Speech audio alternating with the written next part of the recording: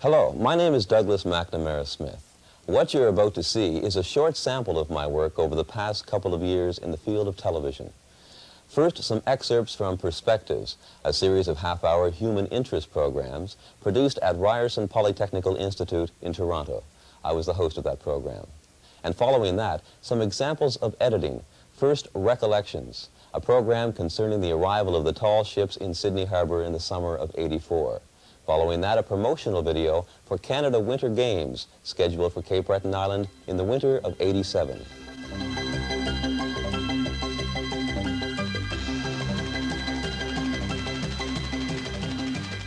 Hello and welcome to Perspectives. I'm Nadine Zablocki. And I'm Douglas McNamara Smith. When I say collectibles, the first thing that may come to mind is a stamp, doll, or coin collection. Now, those are very common collectibles. There are also lots of uncommon things that people collect, things that other people would never even think of. For instance, I know someone who collects corks. That's right, corks. For every bottle of wine he drinks, he writes the date, the type of wine, and the occasion on it. And then he adds it to the rest of his collection. Something definitely fun to look back on someday. I'm sure you've all heard of people who collect miniature trains. You know, they own an electric train set and they use it once in a while.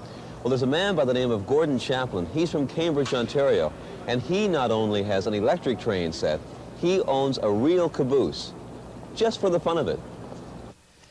You know, almost everyone's read a comic book at one time or another. Remember the Archies, Richie Rich, and Spider-Man? Well, there's a comic book store in Toronto called the Silver Snail, and there you'll find comic books worth hundreds of dollars each. So I suggest you hold on to your old beat-up comic books and find out how much they're worth. Contrary to popular belief, the zoo is not just a place for kids. It's something to be enjoyed by those of all ages. The Metro Zoo is one organization that serves people in a number of different ways. It provides recreation, entertainment, and education. Toby Stiles, Director of Public Relations at the zoo, explains. Not everyone is fortunate enough to have such an enlightened employer. The vast majority of us are virtually abandoned after 5 o'clock, and we're left to deal with the pressures of the day as best we can. Increasingly, Canadians are finding that traditional leisure activities are no longer effective. Exercising your body is one way of combating stress, but many adults are searching for a way to unwind and stimulate their minds at the same time. That leads them here. I'm standing outside the Occult Shop in downtown Toronto. This shop has been open for more than 7 years, providing herbs and candles and literature on the occult. It's also the home of Tamara James, witch and high priestess of the Wicca religion. Tamara believes that Wicca is providing a place of worship for those people whose faith in traditional religions has faded. We talked to Tamara about the Wicca religion, and we also watched one of their rituals. For Perspectives, I'm Nadine Zablocki. And I'm Douglas McNamara Smith. Thanks for joining us.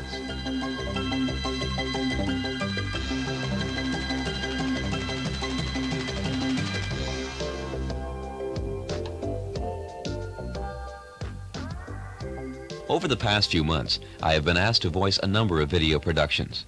As noted in my resume, I worked for Gailong Productions in Mississauga, and I also had the privilege to voice this Ryerson production called Makin' Free. This documentary was recently awarded a Telefest Award.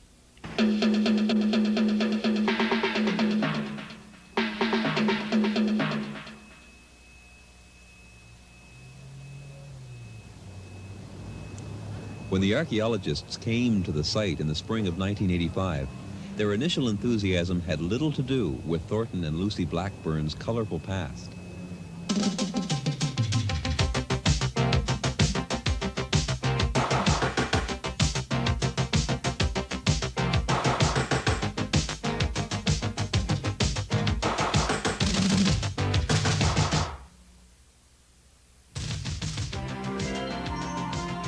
The Ryerson School of Fashion recently had a video produced to promote itself to future students and to the Canadian fashion industry.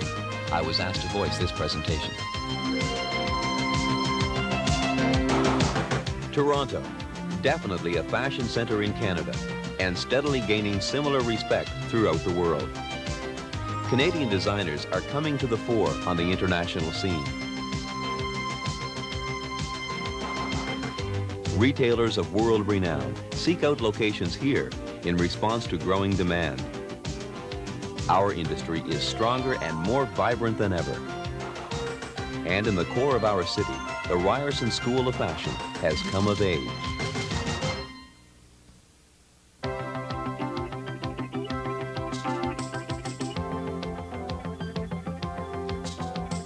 Integrated with Toronto's industries and major business communities, Ryerson is a leading educational institution in Canada.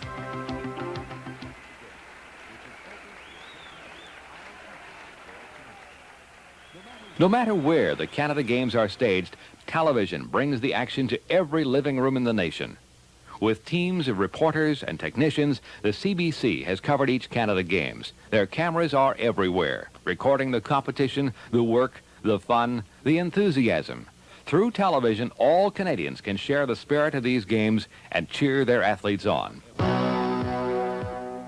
The Canada Winter Games are scheduled for Cape Breton in the winter of '87, and the Games asked me to help them in editing a 12-minute video to promote the Games to prospective supporters. In this production, I worked with Gail Mitchum, former director of the CTV National News in Toronto. The voice is that of Dave Reynolds, former host of Hockey Night in Canada.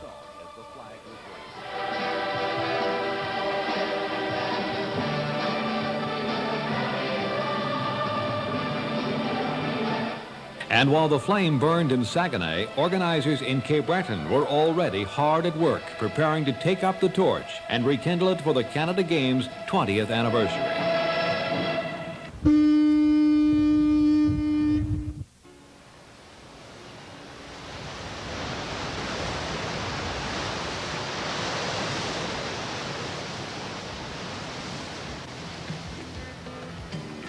The tall ships visited Cape Breton Island in the summer of '84. The University College of Cape Breton was involved in videotaping the 2 weeks of activities, and I was asked to summarize the 25 hours of videotape to a 25-minute documentary. Recollections looks back on the events and details some of the very interesting facts concerning these ships.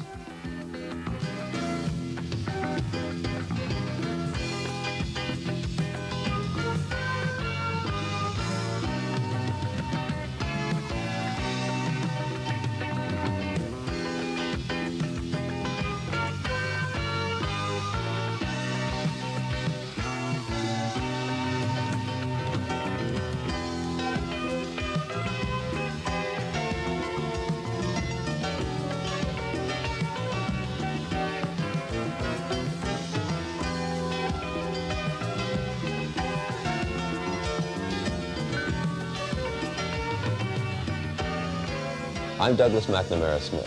Thank you for watching.